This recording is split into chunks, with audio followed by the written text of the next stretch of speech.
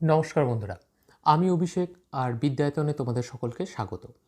আজকে আমরা পড়ব centre state relation chapter number 14, 14 number chapter centre state relation, অর্থাৎ আমাদের সেন্টার পার্লামেন্টের সাথে আমাদের স্টেট লেজিসলেশনের কি ডিফারেন্স রয়েছে, বিশেষ করে তাদের মধ্যে কী রকম সম্পর্ক রয়েছে, তাদের মধ্যে যে তাদের কাজের জায়গা সেইটা কীভাবে বিভক্ত হয়েছে সেইগুলো কিন্তু আমরা আজকে এই ভিডিওর মারফতে কিন্তু জানবো। যদিও একটা না, এরপরে এই চ্যাপ্টার থেকে আরও দুটো ভিডিও হবে, অর্থাৎ 3টা ভিডিওতে আমরা এই চ্যাপ্টারটা কমপ্লিট করব।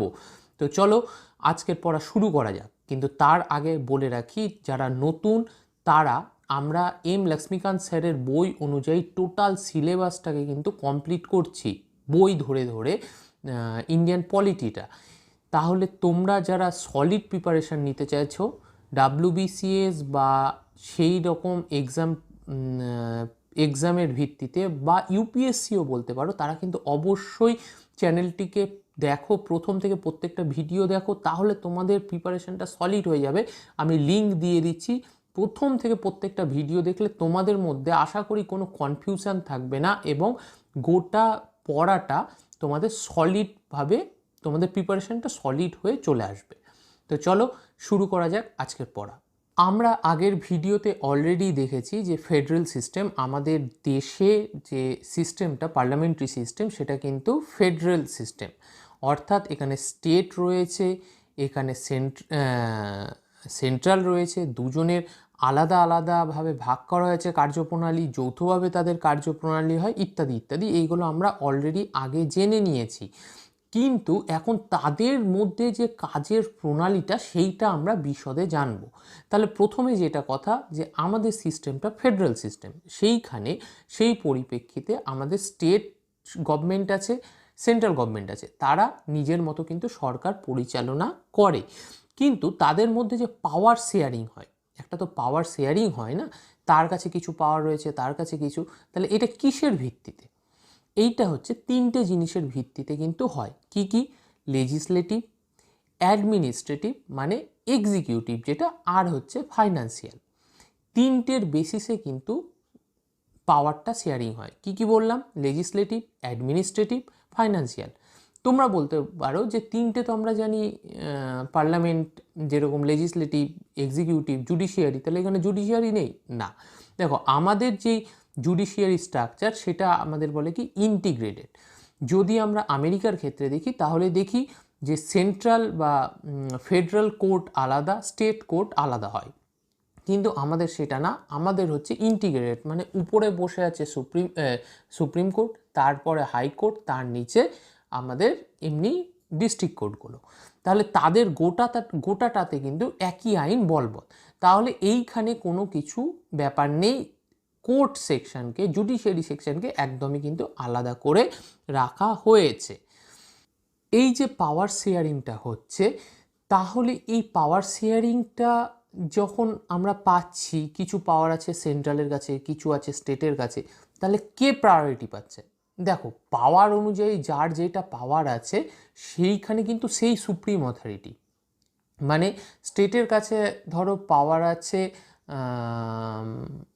কি বলো, এগ্রিকালচারের, তাহলে স্টেট কিন্তু, মানে পশ্চিমবঙ্গের রাজ্য সরকার কিন্তু তার এগ্রিকালচার ব্যবস্থাটার জন্য কিন্তু সে সুপ্রিম অথরিটি।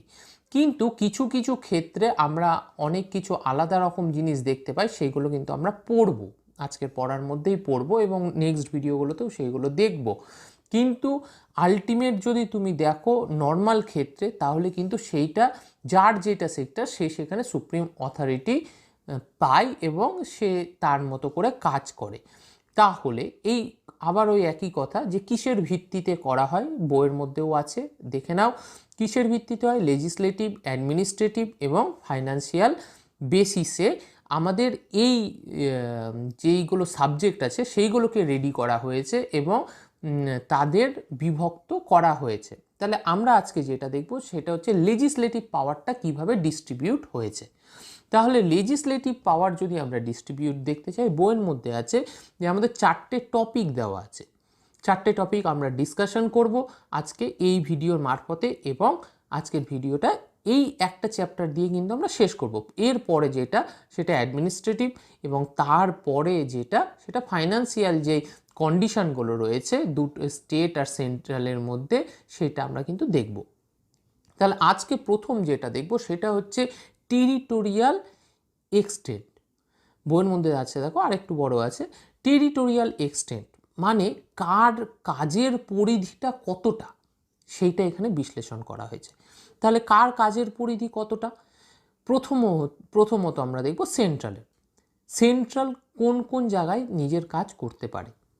বলা হচ্ছে গোটা ভারত, সম্পূর্ণ ভারতে তার যা যা কাজ আছে সম্পূর্ণ ভারতের মধ্যে সে কিন্তু তার কাজগুলো করবে। ইভেন যদি তার মনে হয় সম্পূর্ণ ভারতের যে কোনো একটা অংশে তাকে ওই কাজটা করতে হবে, তাহলে সে কিন্তু সেইটা করবে। কি কাজ? তার যে অধিকারের যে সাবজেক্টগুলো রয়েছে সেই কাজগুলো, লেজিসলেটিভ যে রিফর্মসগুলো বলতে পারো, অ্যাক্টগুলো, এইগুলোর কথা বলছি। তাহলে সে গোটা ভারতে অথবা ভারতের কোনো একটা ক্ষুদ্র অংশেও কিন্তু নিজের কর্তৃত্ব ওই সাবজেক্টে ফলাতে পারে। দ্বিতীয় পয়েন্টে দেখব স্টেট কোথায় করবে। সেম একই, স্টেট করবে স্টেটের পরিধির মধ্যে যে অঞ্চলটা, যে অংশটা, সেখানে করবে স্টেট, এবং স্টেটের যে কোনো একটা ক্ষুদ্র অংশেও তার কিন্তু কাজ সে প্রতিফলিত করতে পারে। তৃতীয় নাম্বারে আছে যে ইন্ডিয়া কি শুধু নিজের ক্ষেত্রেই করবে, নিজের দেশের ক্ষেত্রেই করবে, বাইরের ক্ষেত্রে কি করতে পারে? হ্যাঁ, ইন্ডিয়া নিজের টেরিটরির বাইরেও গিয়ে কিন্তু কাজ করতে পারে। ইন্ডিয়া বলতে আমি সেন্ট্রালের কথা বলছি, ইন্ডিয়া বলতে আমি সেন্ট্রাল বলছি, ওয়েস্ট বেঙ্গল বলতে আমি কিন্তু স্টেট বোঝাচ্ছি। এটা কিন্তু মাথায় ঢোকাও, কারণ মাঝে কিন্তু কনফিউশন হতে পারে। তাহলে সেন্ট্রাল গভর্নমেন্ট কি বাইরে গিয়ে কাজ করতে পারে? হ্যাঁ, উত্তর হচ্ছে হ্যাঁ, করতে পারে। 3 নম্বর পয়েন্টে দেওয়া আছে। কিভাবে কাজ করবে? যেইখানে কোনো ভারতীয় নাগরিক, ধরো ট্যাক্সেশনের একটা ব্যাপার এসছে, অমুক ট্যাক্স দিতে হবে, একজন ভারতীয় নাগরিক ইউকেতে গিয়ে বসে আছে, মানে ইংল্যান্ডে গিয়ে বসে আছে, তাকেও কিন্তু সেম স্ল্যাপে কিন্তু ট্যাক্সটা দিতে হবে। অর্থাৎ ভারতের বাইরে সে আছে, কিন্তু যেহেতু ভারতের নাগরিক, সেহেতু ভারতের নিয়ম কিন্তু তাকে মেনে চলতে হবে। তার উপর সেই অ্যাক্টটা কিন্তু এনফোর্সেবল, এটা মাথায় ঢুকিয়ে নাও। এবার আমরা দেখব যে কোথায় কোথায় পার্লামেন্টের কাজ হয় না, অর্থাৎ কোন কোন ক্ষেত্রে পার্লামেন্ট তার লগুলো ফলাতে পারে না।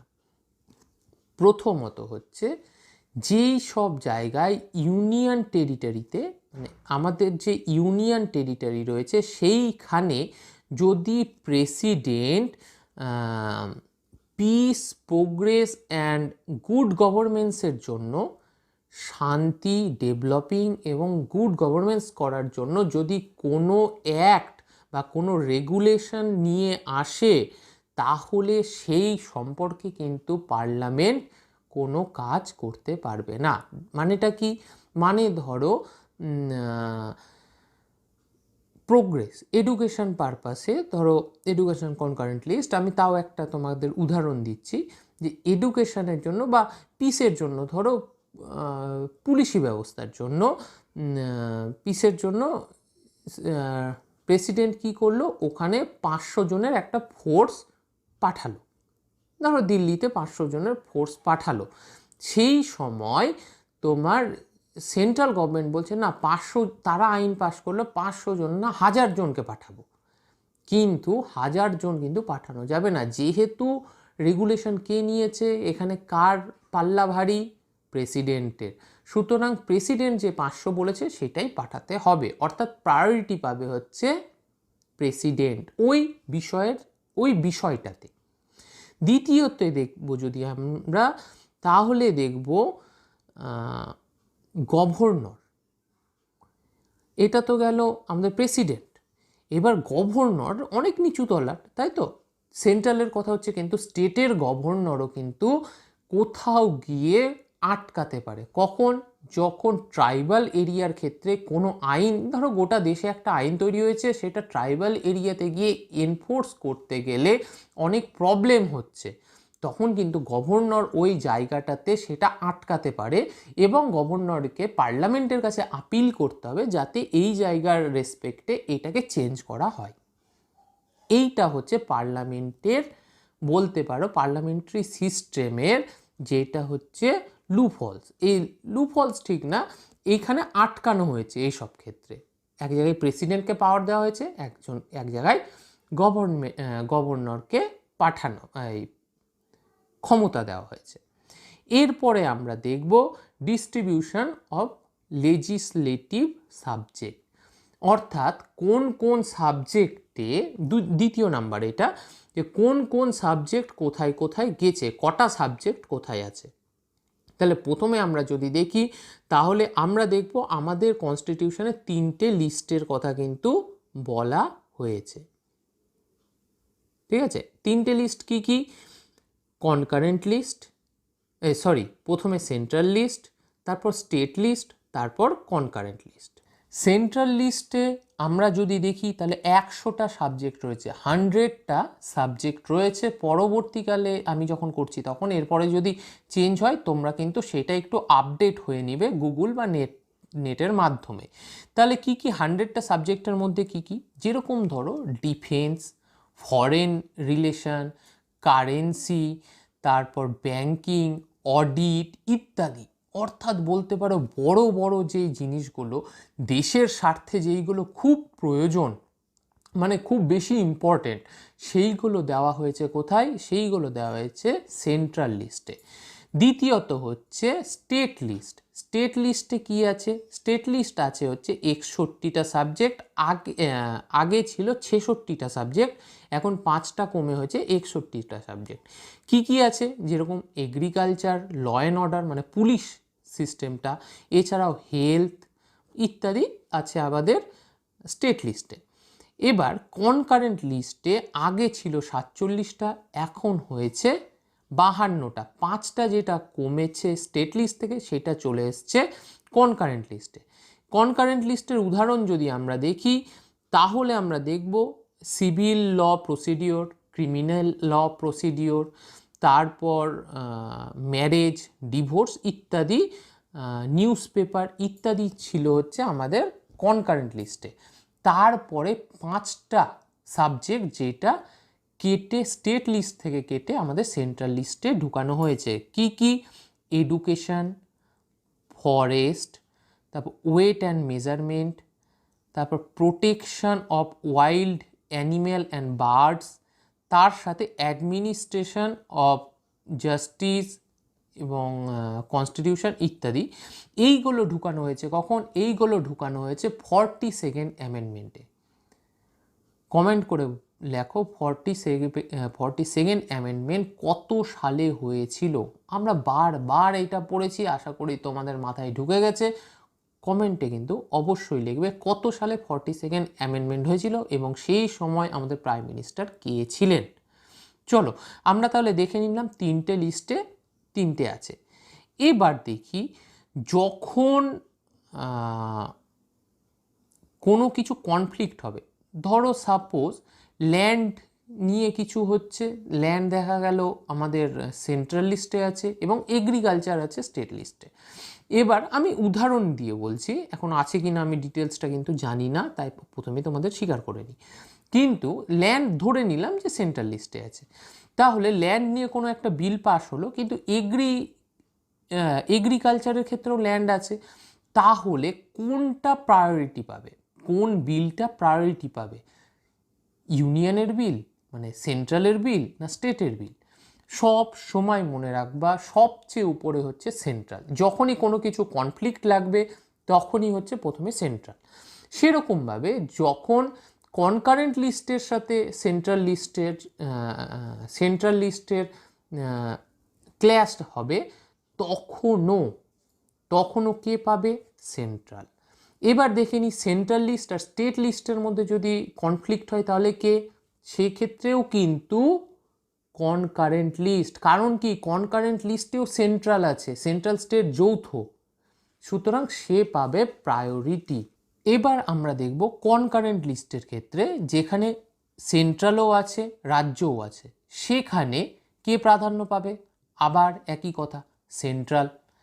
কিন্তু একটা কিন্তু আছে, যদি স্টেটের কোনো আইনকে প্রেসিডেন্ট রিকগনাইজড করে, যেটা কনকারেন্ট লিস্টের মধ্যে আছে, সেইখানকার কোনো আইনকে যদি প্রেসিডেন্ট রিকগনাইজ করে, তাহলে সেই জায়গার ক্ষেত্রে, সেই স্টেটের ক্ষেত্রে প্রাধান্য পাবে স্টেট লটা। সেই কনকারেন্ট লিস্টের মধ্যে স্টেট লটা প্রাধান্য পাবে, সেন্ট্রাল ল কিন্তু পাবে না। কারণটা কি? কারণ এখানে স্টেটের সাথে আরেকটা ওজন যুক্ত হয়ে গেছে, কি? প্রেসিডেন্ট। তাহলে তার পাল্লা কিন্তু ভারী হয়ে গেল। বোঝা যাচ্ছে? তাহলে আমরা যেটা দেখলাম এখনো পর্যন্ত এই লিস্ট অনুযায়ী, যেগুলো মেন ফিচার সেইগুলো দেওয়া হয়েছে কাকে? সেইগুলো দেওয়া হয়েছে সেন্ট্রালকে। এছাড়াও যেইগুলো ক্ষমতা, যদি কোথাও কনফ্লিক্ট লাগে তাহলে কার পাওয়ার বেশি? সেন্ট্রালের। তার আইনই সবসময় মানে ম্যাক্সিমাম ক্ষেত্রে জিতবে। চলো নেক্সটে আমরা দেখে নিই।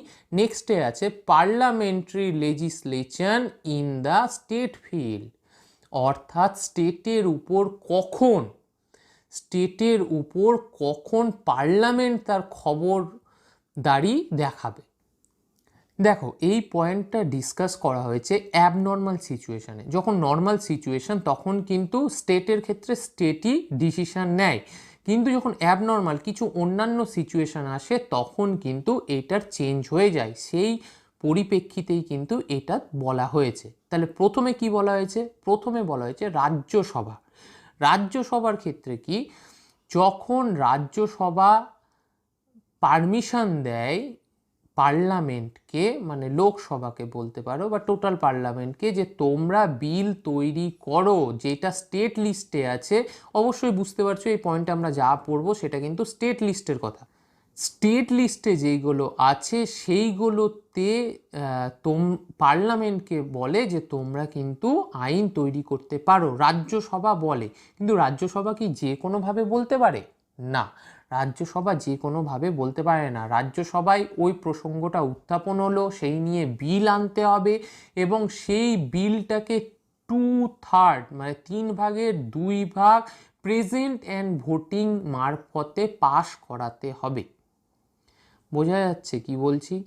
প্রেজেন্ট অ্যান্ড ভোটিং, তোমরা কিন্তু আগের ভিডিওগুলো দেখো, আমরা কিন্তু এই ব্যাপারে ডিটেলস অ্যামেন্ডমেন্টস চ্যাপ্টারে কিন্তু টোটাল পড়েছি আমরা। তাহলে প্রেজেন্ট অ্যান্ড ভোটিংয়ে 2/3 মেজরিটিতে পাশ করাতে হবে, তখন আমাদের পার্লামেন্ট সেই স্টেটের ওই সাবজেক্ট সম্পর্কে আইন তৈরি করতে পারবে। তাহলে কি স্টেটের ক্ষমতা কারা হচ্ছে? হ্যাঁ, কিছুটা তো কারা হচ্ছে, কিন্তু এটাও মনে রাখো রাজ্যসভায় কিন্তু স্টেটের প্রতিনিধিরাই বসে থাকে। তারাই যখন পাশ করাচ্ছে তখন ক্ষমতা কারার কিন্তু ব্যাপার খুব বেশি থাকে না। তাহলে এই আইনটার মেয়াদ কতদিন? এই আইনটার মেয়াদ হচ্ছে 1 বছর, মাত্র 1 বছর। কিন্তু মাত্র না, গল্পটা হচ্ছে তুমি 1 বছরের বেশি স্টে করতে পারবে না, কিন্তু এটাকে যতবার ইচ্ছা বাড়াতে পারবে। মানে আজকে 2020 সাল, 20 সালের 1 জানুয়ারিতে বিল হলো, 2021-এর 1 জানুয়ারি আবার ওইটা মানে আবার সেটাকে বাড়ানো হলো, 2022-এর 1 জানুয়ারি আবার বাড়ানো হলো, 2023-এর 1 জানুয়ারি, এইভাবে যতবার ইচ্ছা বাড়ানো যাবে, কিন্তু টাইম হচ্ছে একবারে, টাইম হচ্ছে 1 বছর। এইটা বলা হচ্ছে আমাদের রাজ্যসভার ক্ষেত্রে। তারপর বলা হচ্ছে কি ন্যাশনাল এমার্জেন্সি। এটা বুঝতেই পারছো, যখন ন্যাশনাল এমার্জেন্সি আসবে তখন কিন্তু পার্লামেন্টের হাতে সব ক্ষমতা কেন্দ্রীভূত হয়ে যাচ্ছে, বিশেষ করে আমাদের প্রেসিডেন্টের হাতে। পার্লামেন্ট তখন স্টেট লিস্টের উপর আইন বানাতে পারবে এবং সেটাই বলবৎ হবে। যদিও স্টেটও ওই সাবজেক্টের উপর আইন বানাতে পারে, মানে স্টেট নিজের সাবজেক্টের উপর আইন বানাবেই, কোনো ব্যাপার নেই।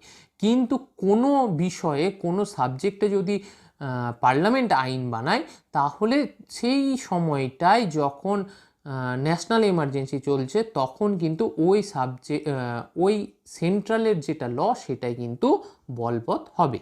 তারপর আছে হোয়েন স্টেট মেক রিকোয়েস্ট, যখন স্টেট রিকোয়েস্ট করবে, অর্থাৎ একটা না, দুটো বা তার বেশি স্টেট পার্লামেন্টকে বলবে যে আমাদের এই সাবজেক্টে মতানৈক্য হচ্ছে বা কিছু হচ্ছে, আপনারা আমাদের কিন্তু এই সম্পর্কে একটা বিল তৈরি করে দিন, এই বিষয়ে একটা আমাদের ডিসিশন দিন।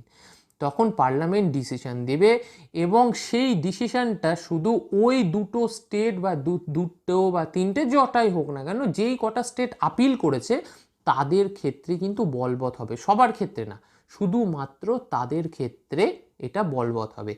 বাকি স্টেটগুলো যদি ইচ্ছে করে ওই সম্পর্কে, তাহলে ওই বিলটা কিন্তু গ্রহণ করতে পারে। অর্থাৎ বলবৎ হবে মাত্র ওই দুটো বা তিনটে বা চারটা, একের বেশি স্টেট যারা আপিল করেছে এটা করার জন্য, তাদেরকে সাহায্য করছে হচ্ছে আমাদের পার্লামেন্ট এইভাবে করতে পারে। তারপরে আছে কি, ইন্টারন্যাশনাল এগ্রিমেন্ট। ইন্টারন্যাশনাল এগ্রিমেন্টের ক্ষেত্রে যখন আমাদের পশ্চিমবঙ্গের যিনি সিএম আছেন এখন, মমতা ব্যানার্জি, উনি দেখা গেল ইংল্যান্ডে গেছেন কোনো একটা ব্যাপারে। তো ইংল্যান্ডের লোক বলল যে আমরা আপনার কাছ থেকে 500 জন পুলিশ অফিসার নেব। তাহলে মমতা ব্যানার্জি পাঠাতে পারবে না? পারবে না। এইটা টোটালটা সেন্ট্রাল দেখো, মাথায় রাখো, আমাদের বৈদেশিক ব্যাপার যেটা তোমার কি বলছিলাম, ফরেন যেটা ডিপার্টমেন্ট, সেটা কে দেখে? সেটা দেখে সেন্ট্রাল। সুতরাং ফরেনের যা কিছু হবে সেটা তোমার লিস্টের মধ্যে হলেও যদি দেখা গেল কানাডা এসে বলছে, আমেরিকা এসে বলছে পশ্চিমবঙ্গে আমি এগ্রিকালচারে 5,000 কোটি টাকা বিনিয়োগ করব, করতেই পারে অবশ্যই, কিন্তু ডিসিশন সেন্ট্রাল গভর্নমেন্ট নেবে। তুমি করো, অসুবিধা নেই, কিন্তু ডিসিশন নেবে কে? Central government. বোঝা যাচ্ছে? কারণ ওই জিনিসটা কিন্তু ফরেনটা কিন্তু সেন্ট্রাল লিস্টে রয়েছে। তারপরে যদি দেখি ডিউরিং প্রেসিডেন্সিয়াল রুল, কোন আর্টিকেলে আছে প্রেসিডেন্সিয়াল রুল? কমেন্টে জানাবে। চলো, প্রেসিডেন্সিয়াল রুল যখন থাকবে তখন ওই একই রকম এমার্জেন্সি, ন্যাশনাল এমার্জেন্সির মতো, তখনও কিন্তু সেন্ট্রালের যে রুলটা থাকবে স্টেট লিস্টের উপর, সেইটাই কিন্তু বলবৎ হবে যতদিন থাকছে প্রেসিডেন্সিয়াল রুল। সেটা উঠে যাবে আস্তে আস্তে, 6 মাসের মধ্যে সেটাও, আইনটা উঠে যাবে, আবার স্টেট নিজের আইনে চলবে। এইটা হচ্ছে তৃতীয় number point, parliamentary legislation in the state field. এবার 4 নাম্বার আমরা দেখব centre's control over state legislation. Central, এটা তো আইনে গেল, লেজিসলেটর একটা আইন তৈরি করে দিয়েছে, বিধানসভা একটা আইন তৈরি করেছে, তার উপর কার আইন কার চলবে না চলবে। এবার আমরা দেখছি লেজিসলেচারের উপর ক্ষমতা। এতক্ষণ তো দেখলাম আইনের উপর, কোনটা কোন আইন, এবার বলছে সেন্ট্রালের, আমাদের স্টেটের লেজিসলেশনের উপর কি ক্ষমতা রয়েছে সেটা। এবার বলছে প্রথম যেটা, সেটা আমি কিন্তু অলরেডি আগের ভিডিওতে ডিসকাস করেছিলাম গভর্নর পড়াতে গিয়ে। যেটা আমাদের ফেডারেল সিস্টেমের, আমি বলেছিলাম যে একটা বাজে দিক বলতে পারো, যে গভর্নর রিক্রুটমেন্টটা, গভর্নরের পাওয়ারটা, সেটা ফেডারেল সিস্টেমকে আমাদের একদমই সাপোর্ট করে না, এবং এটা না করলেও কিছু খারাপ কিছু হতো না। তো যাই হোক, সেই জিনিসটাই আবার বলা হচ্ছে যে গভর্নর চাইলে আমাদের বিধানসভাতে যে আইনটা পাস হচ্ছে সেইটাকে ভেটো ইউজ করে সেটাকে স্টপ করে দিতে পারে। স্টপ করে সে প্রেসিডেন্টের কাছে পাঠাবে, অর্থাৎ সেন্ট্রালে পাঠাচ্ছে, তারা বিবেচনা করে তাদের মতো সাজেশন করে তাদের আইন কিন্তু বলবৎ করতে পারে। কিন্তু এইগুলো কিন্তু খুব এক্সট্রিম কন্ডিশনে হয়, সেরকমভাবে হয় না। কিন্তু গভর্নরের কাছে এই ক্ষমতা রয়েছে, অর্থাৎ গভর্নরের কাছে ক্ষমতা রয়েছে স্টেট যে সাবজেক্টগুলো রয়েছে তার কোনো বিলকে আটকে দিয়ে প্রেসিডেন্টের কাছে পাঠানোর, এটা কিন্তু গভর্নরের ক্ষমতা রয়েছে। দ্বিতীয় আমরা যদি দেখি তাহলে দেখব ডিউরিং ফিনান্সিয়াল এমার্জেন্সির সময় প্রেসিডেন্ট অর্থাৎ সেন্ট্রাল যে কোনো মনিটারি বিলকে, যে কোনো আর্থিক বিলকে কিন্তু আটকে দিতে পারে। ফাইন্যান্সিয়াল ইমার্জেন্সির সময় শুধুমাত্র হয়, যদিও আমাদের দেশে আজ পর্যন্ত কোনো ফাইন্যান্সিয়াল ইমার্জেন্সি হয়নি। এটা খুব ভালো কথা। চলো আজকে এইটুকুই। এর পরের দিন আমরা পড়ব কি কি অ্যাডমিনিস্ট্রেটিভ এবং পরেরটাতে ফাইন্যান্সিয়াল সাবজেক্টগুলো, তাদের মধ্যে কি সম্পর্ক রয়েছে সেই সম্পর্কে দেখব। আজকে আমরা খুব ভাইটাল কিন্তু যেটা লেজিসলেটিভ যে সম্পর্ক সেটা দেখে নিলাম। তোমরা যদি ভালো করে শুনে থাকো তাহলে খুব ভালো, বলবো খুব ক্রিটিক্যাল চ্যাপ্টার, খুব ভিতর থেকে ক্রিটিক্যালি প্রশ্ন আসতে পারে, বিশেষ করে যারা মেন্সের জন্য প্রিপারেশান নিচ্ছ বা ইউপিএসসির জন্য প্রিপারেশান নিচ্ছ তাদের জন্য তো কিন্তু ভিতর থেকে অনেক কোশ্চিন আসে এখান থেকে ক্লজ সাব ক্লজ দিয়ে। তাহলে সেইগুলোর জন্য কিন্তু অবশ্যই ভালো করে লেকচারটা যদি না হয় আরেকবার রিপিট করে কিন্তু শুনে নাও। তাহলে আজকে এই পর্যন্তই। তবে যাওয়ার আগে ভিডিওটা যদি ভালো লাগে তাহলে লাইক, শেয়ার, সাবস্ক্রাইব অবশ্যই করে দিও, সাথে কমেন্টটাও করো। আর তোমরা যদি চ্যানেলটাকে এগিয়ে নিয়ে যাও তাহলে আমারও এই ভিডিও তৈরির সার্থকতা আমি ভাববো যে আমার সার্থক হচ্ছে কাজটা করা। সাথে কেমন লাগছে ভিডিও অবশ্যই কিন্তু তোমরা জানাবে। চলো আজকে এখানেই রাখি, দেখা হচ্ছে পরের ভিডিওতে। নমস্কার।